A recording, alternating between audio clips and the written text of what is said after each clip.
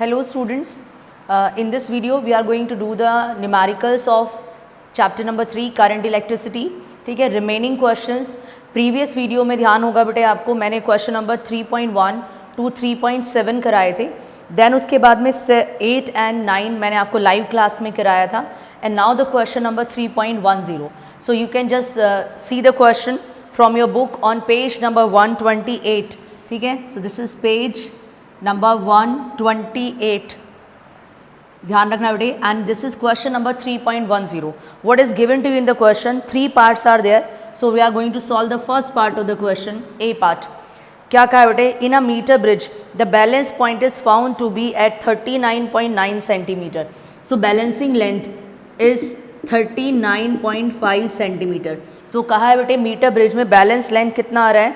39.5 centimetre from the end A, when the resistance Y is of 12.5 ohm.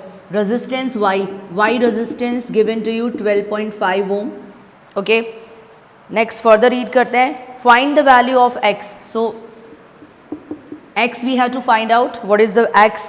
That means X is also a resistance.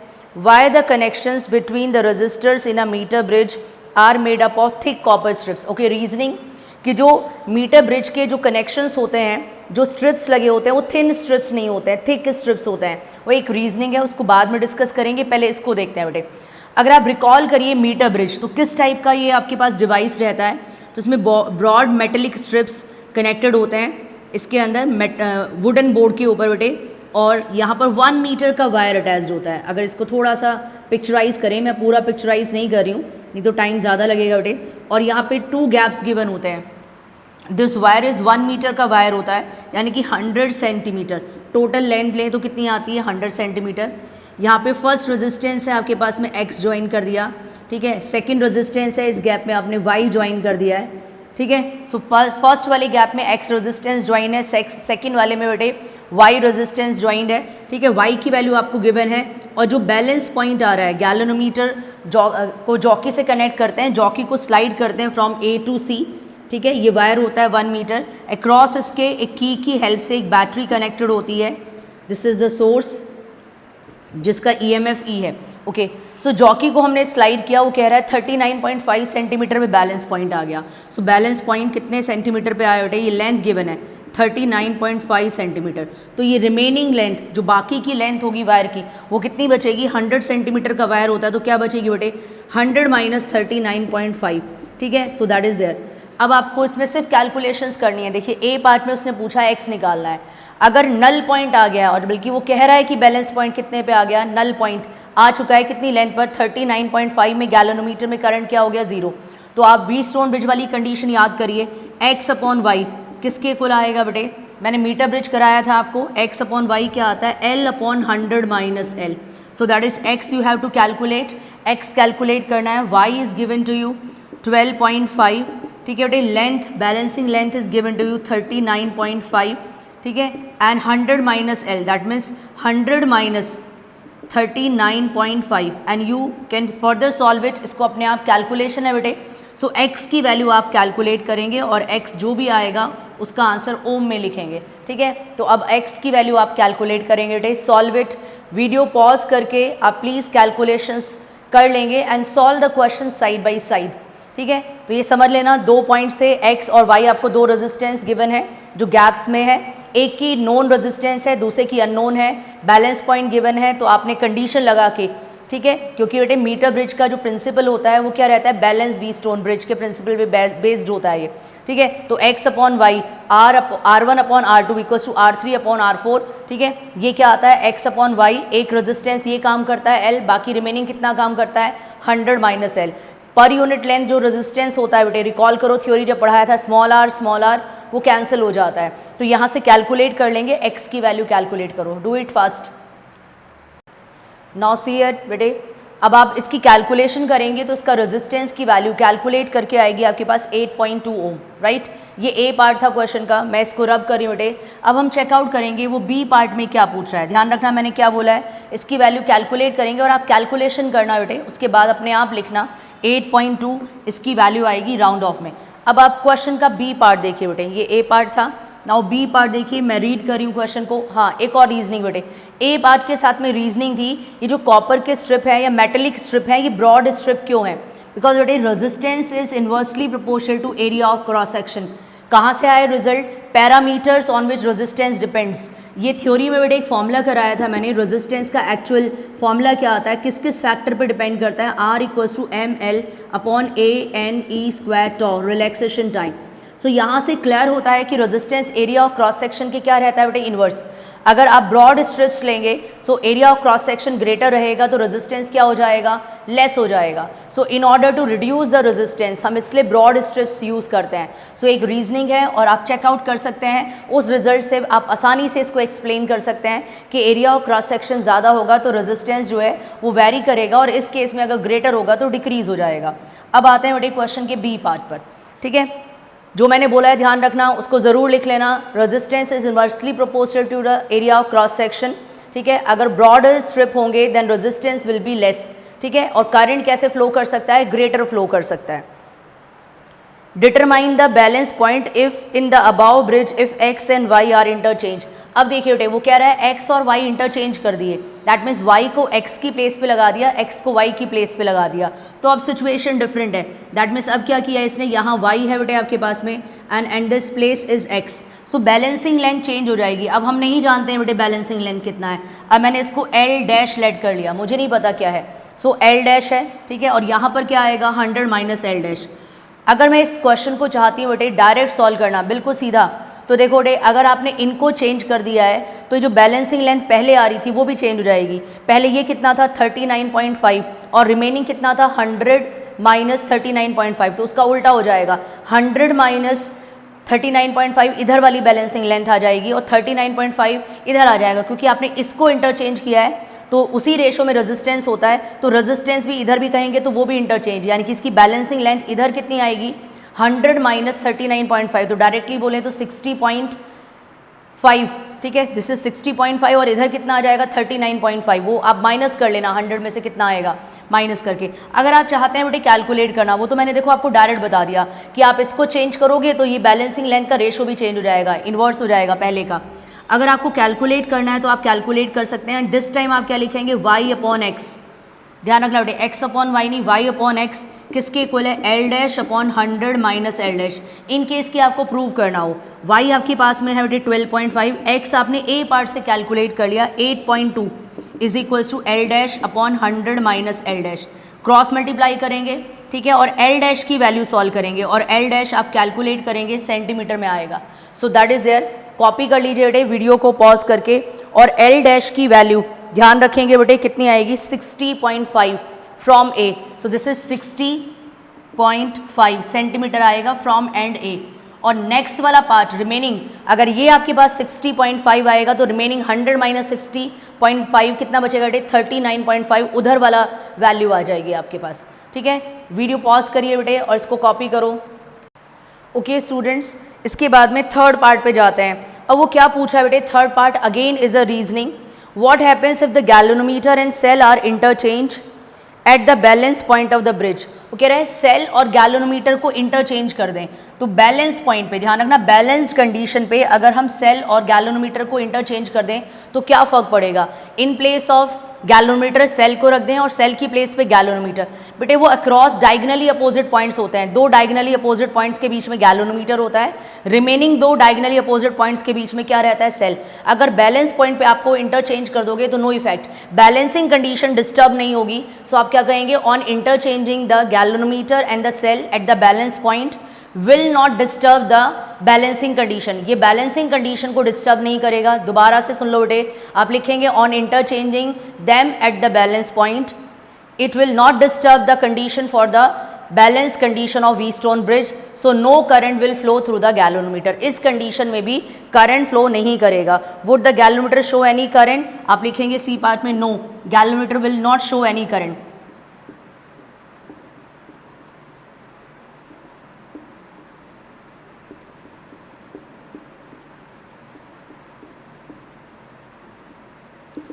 क्या reason लिखेंगे बेटे? Reason मैं बता रही हूँ आपको, ध्यान से सुनना।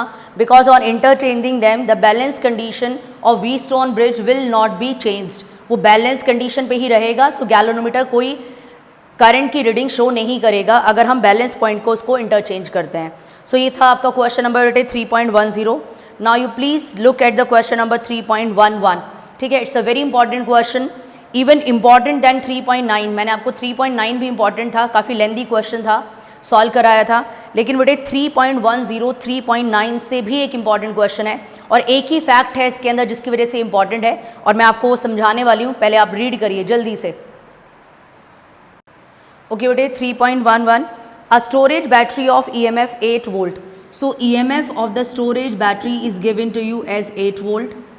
8 वोल्ट उसका बेटे EMF दे रखा है। Internal resistance 0.5 ohm, small R. Battery का इंटरनल रेजिस्टेंस कितना है बेटे? 0.5 ohm, right.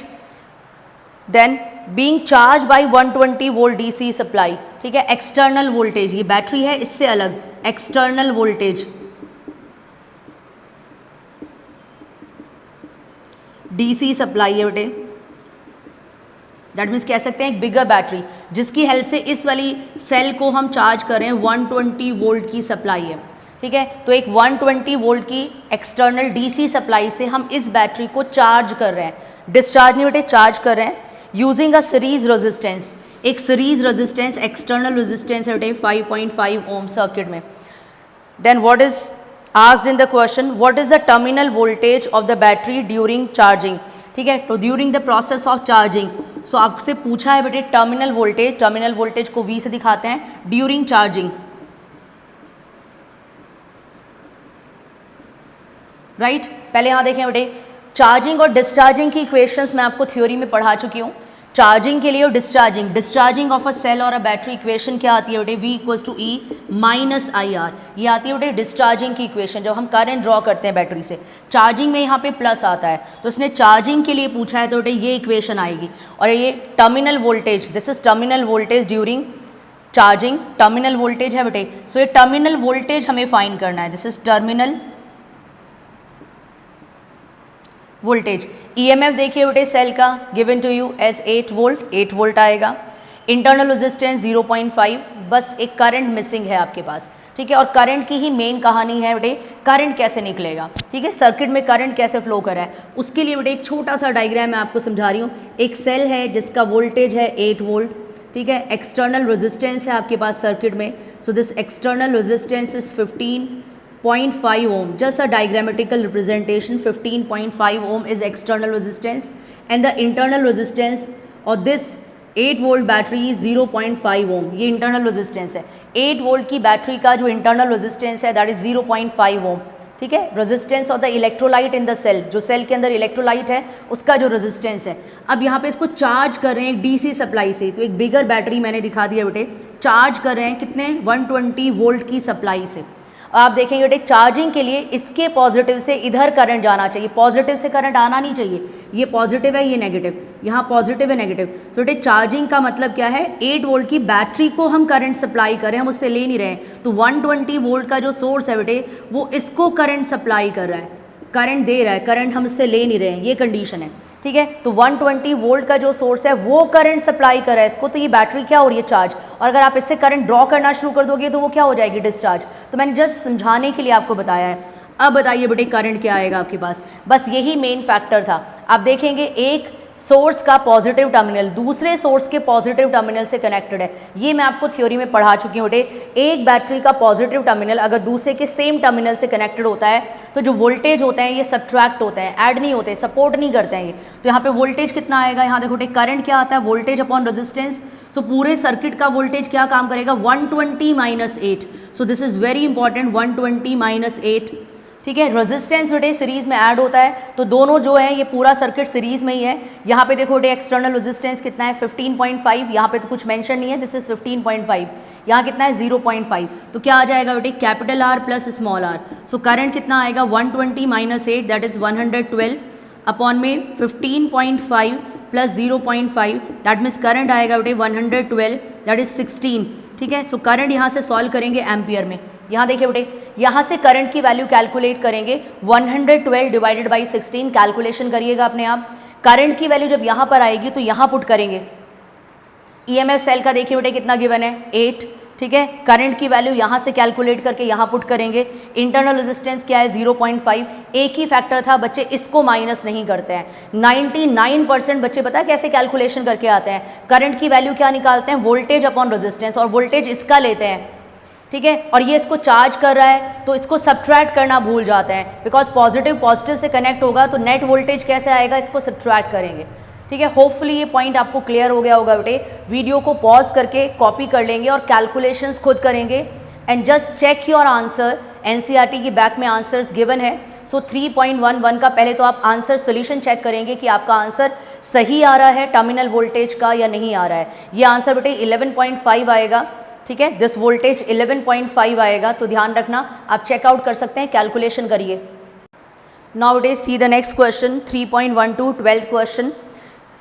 In a potentiometer arrangement, a cell of EMF 1.25 volt gives a balancing length of 35 cm. जब आपने बेटे ऑक्सिलरी सर्किट और सेकेंडरी सर्किट में पहला सेल कनेक्ट किया, EMF कंपेयर करने के लिए पोटेंशियोमीटर यूज़ होता है, आपको अच्छी तरह से याद होगा बेटे। पोटेंशियोमीटर का यूज़ करके हम सेल को EMF को कंपेयर कर सकते हैं। अगर दोनों अननोन है, एक आपके पास नोन है, तो हम पोटेंशियल ड्रॉप निकाल करके उसका वोल्टेज भी निकाल सकते हैं। देन थर्ड बेटे हम इंटरनल रेजिस्टेंस भी फाइंड कर सकते हैं, और एक नोन की हेल्प से दूसरे अननोन की वोल्टेज भी निकाल सकते हैं। तो अभी का बेटे एक सेल है, EMF उसका है कितना गिवन है 1.25 volt. So 1.25 volt balancing length L1 for this cell. E1 के लिए बेटे बैलेंसिंग लेंथ कितना गिवन है आपको 35। So this is what 35 centimetre, ठीक है। फर्दर हमें क्या चीज़ें गिवन है, if the cell is replace by another cell, इस सेल को रिप्लेस कर दिया, अब अनदर सेल आ गया, EMF अननोन नहीं पता बेटे, अनदर सेल का बैलेंसिंग लेंथ शिफ्ट हो गया बेटे, बैलेंसिंग लेंथ अब कितना हो गया है 63 centimetre. So they are asking you find the EMF of the cell. आपको ये एप्लीकेशन याद होगी बेटे, मैंने थ्योरी में आपको पोटेंशियोमीटर की 2 एप्लीकेशंस कराई थी, to compare the EMF of 2 cells, next कराया था to find the internal resistance of a cell. To compare the EMF of 2 cells में आपको कराया था फॉर्मूला E1 अपॉन E2 का रेशो किसके को लाया था, L1 अपॉन L2। इससे तो इजी क्वेश्चन नहीं मिलेगा बेटे आपको। So E1 is given, L1 is given, L2 is given, you have to find the value of E2। E1 is 1.25, ठीक है, अपॉन E2 मुझे कैलकुलेट करना है बेटे। Then length, balancing length for the first one is 35 and the other one is 63.